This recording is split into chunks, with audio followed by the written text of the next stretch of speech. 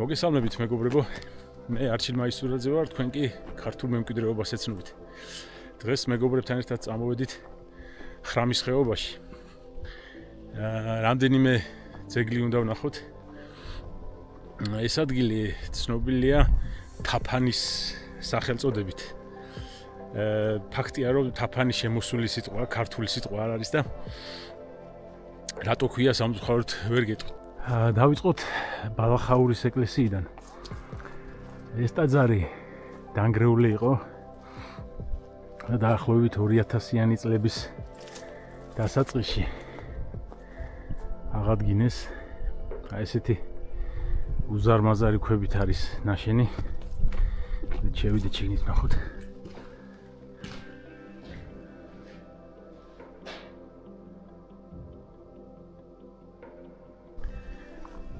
ტაძრის გარშემო სულ ბუჩქნარია. ეკლიანი ბუჩქნარი, ძეძვები. ამხრივ ცოტა რთულია გადაადგილება. ეს სამხრეთ კედელში პატარა ნიშაა გაკეთებული, სადაც ეს ლამაზი ქვაჯვარია.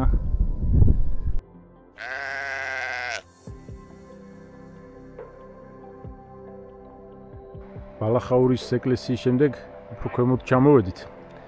დინარი ხრამისკენ, აქ პირდაპირ არის გამოქვაბულები. თავგურგლას იგივე ნახიდურის გამოქვაბულებსაც ეძახიან.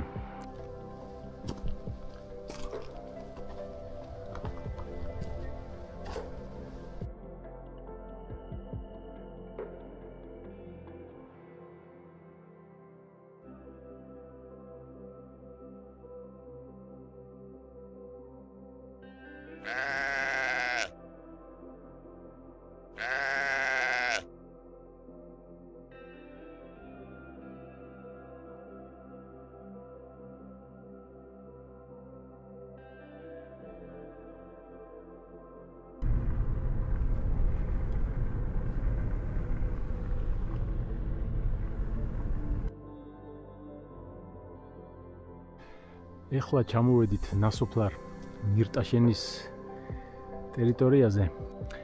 სოფელი მირტაშენი მოხსენიებული აქვს როგორც ვახუშტი ბატონიშვილს, ისე ივანე ბატონიშვილს. აქ საკმაოდ დიდი და მძლავრი სოფელი იქნებოდა.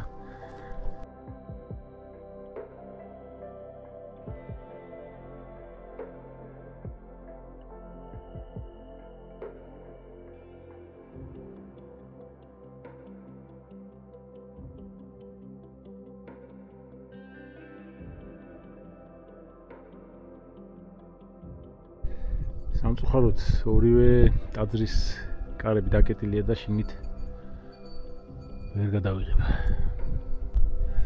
ღვთისმშობლის და წმინდა გიორგის ეკლესიები ვნახეთ ახლა. ავიდეთ ვნახოთ აი ეს მე-13 საუკუნის ძალიან საინტერესო ტაძარი. ამ ტერიტორიაზე ალბათ ყველაზე ღირსშესანიშნავი ძეგლი ეს არის.